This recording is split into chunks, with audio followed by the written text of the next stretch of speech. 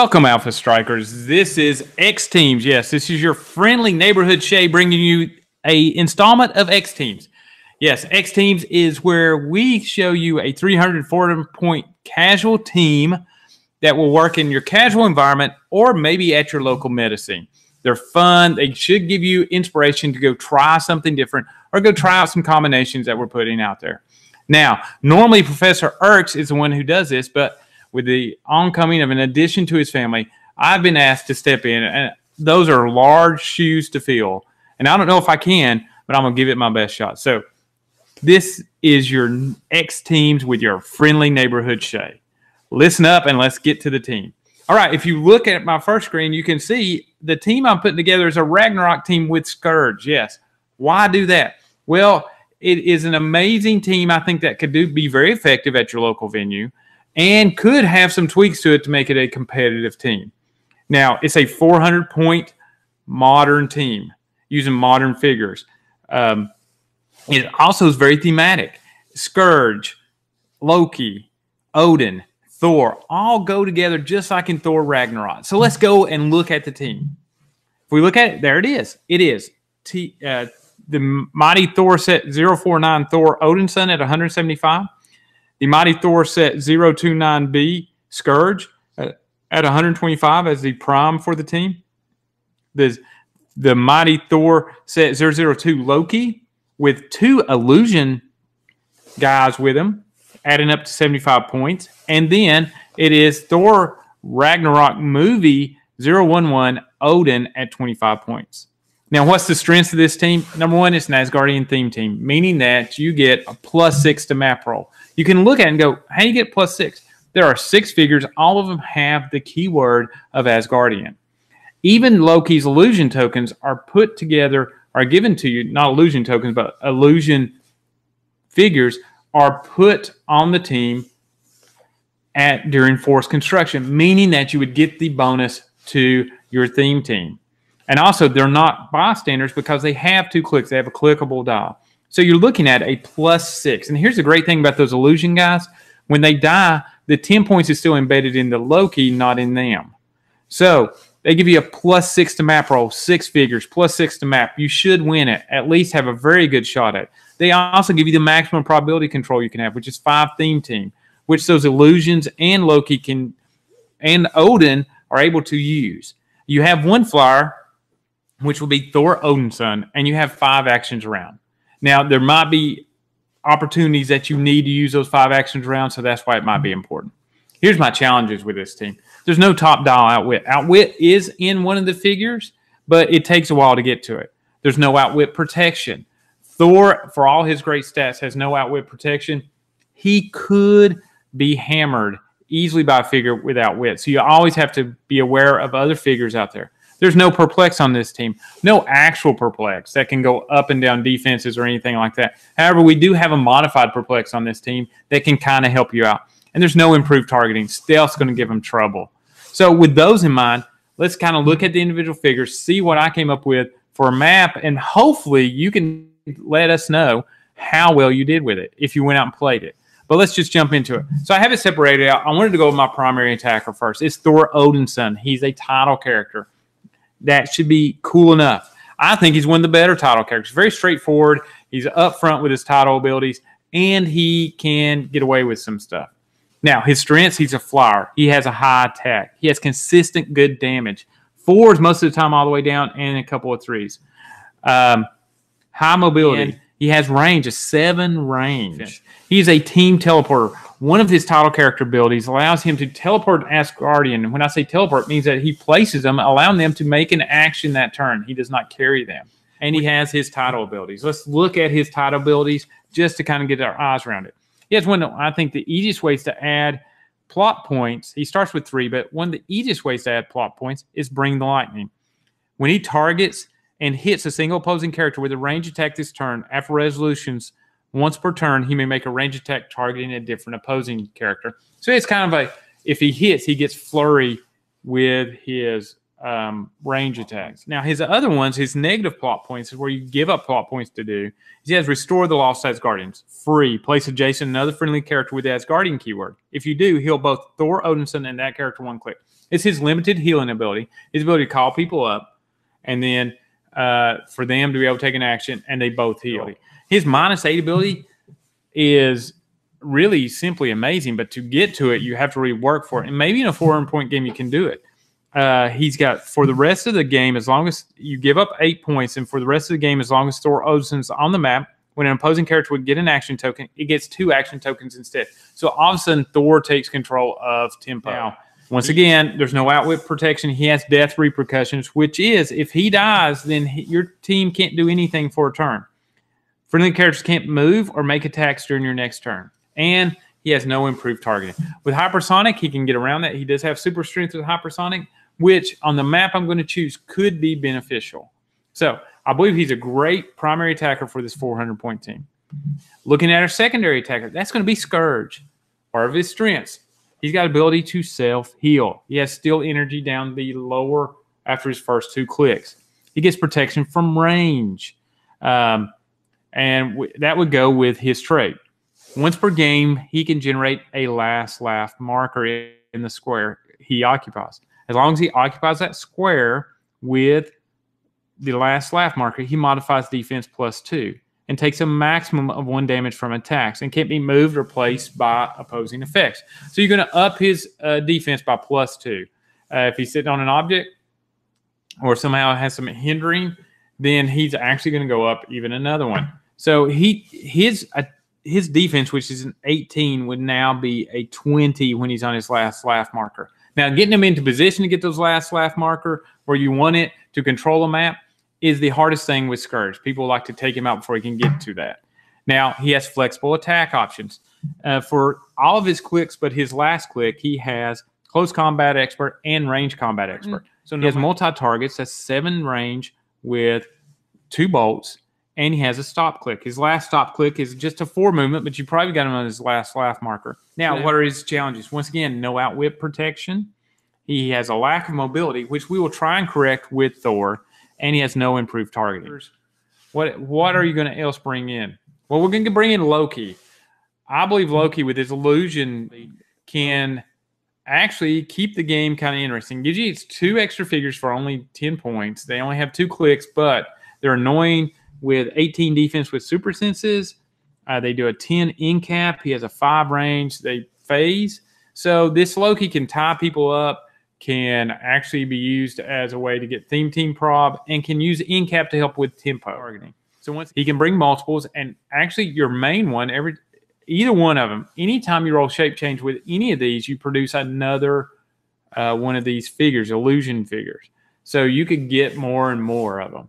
The opponent has to figure out which one's the real Loki, and once they hit him to his stop click, which I'm going to talk about, then the rest of them disappear. His stop click's invulnerability, each time this click is revealed, KO all other friendlies.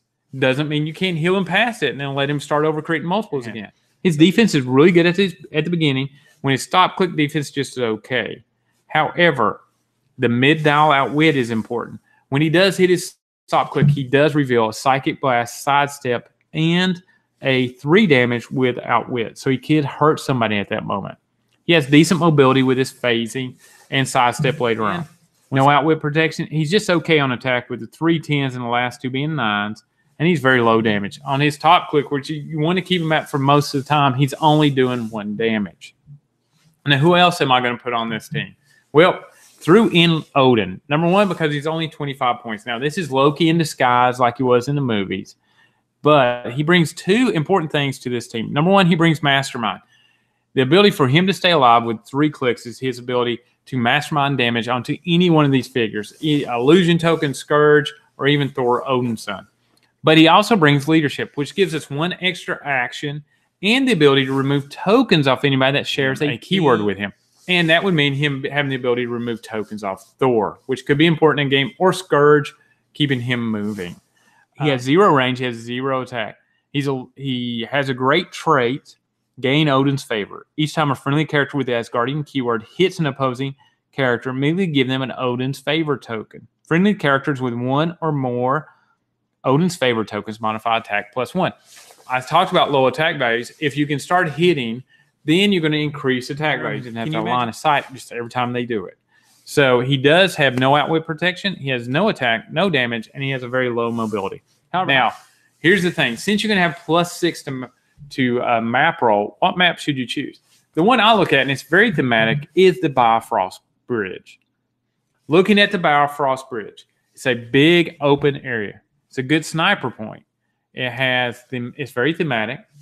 What goes better with Thor than the Bifrost Bridge? And it has interesting terrain. The terrain can create some interesting challenges. And it is wide open. It is a wide open. On the map, what I have are some purple squares with yellow stars in it that represent elevated sniper points in which you can get Scourge. Those are his sniper points. And then I have a couple of sniper points on the ground. Now, what do those sniper points do? They control areas of the map. This map is so wide open that stealth teams are going to have a hard time sneaking up on you. It's light pink. Those areas, if figures end their movement in those areas, then they're dealt 1 unavoidable damage and then placed out to the nearest point that they can. That would work great with Thor. Thor's ability to use his super strength to knock figures into that area can create an extra damage point on them. So how would you run this team? And I just want to take a moment after I've kind of shown you what my thoughts were on why I put these together. I want to show you quickly how they might operate together. So let's go to the actual map and figures and kind of look at it. So let's go to the testing area. Welcome to the arena. I have the map and the team set up on the map. Now the assumption is I won map and I chose Bifrost. I don't have any objects out there because that's up to you where you want to place them. However, let's see how this team could work in the first 2 or 3 turns. I have Scourge on the far left with the Lokis, and I have Thor kind of in the middle with Odin. Now, the first thing I want to determine before I move this team is the threat assessment on the other side. What is the farthest reach? Let's say they have a reach of 13. That would be a 6 running shot, 7 range. Okay, so 13 from the front would be here. So I would want to move out to a point where I felt most comfortable and have the ability to protect my figures. So if 13 was their max, I could actually move Thor and carry Odin to this point. So, and I would give an X-Men token, because that's our newest set coming out, and place Thor right here. Now, just like that, I would actually move out my Lokis too. I would always vary which Loki is my one in a tournament, never giving away which one I was actually using. I'd probably move them out into a little V fashion and be setting them up to kind of do some stuff a little later. Maybe even move one out into a position where I'm daring somebody to come out and try to attack. Never leaving them in a point where we can get an energy explosion, get multiples. You're going to have to target them. I would probably depend on one of them having a shape change, make a shape change roll, or a super senses roll. 2 rollouts is very helpful. Now, I've done 4 actions. I've kind of got my team set. I've taken some map control, and now I'm going to pass to my opponent. Now, let's say my opponent wants to be a little sneaky and wants to kind of lure Thor and try to distract him. So maybe they move their figure to here or here. Either one.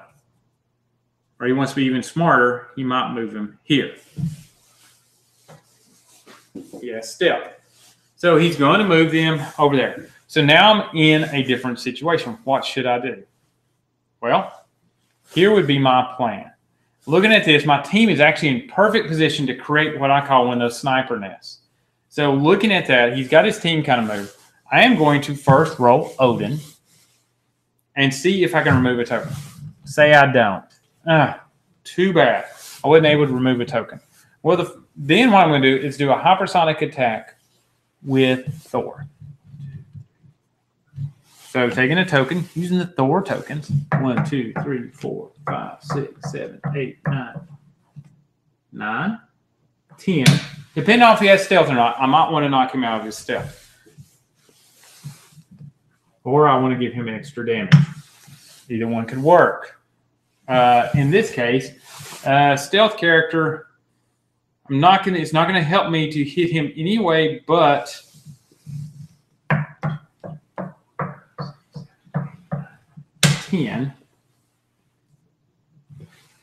here, and then knock him off the ledge. Say I do that. I'd hit him for 4. 1, 2, off, takes extra damage, and then I'm going to finish my movement here. Now, I would hit him for 4, failed his impervious roll, 2, and then he'd fall off. In this case, this guy doesn't take any damage, but he'd be sitting down there.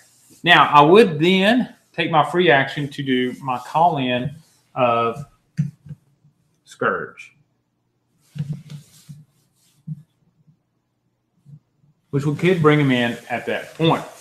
Now, Scourge, looking at that with the character like this, I'd probably bring Scourge in here. I would then use my RCE to take a shot. Now remember, Thor has gotten an Odin token, so he's now at a 13 attack.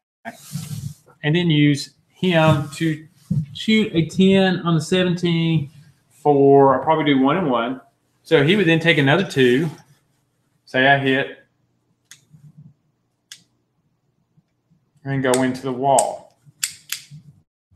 And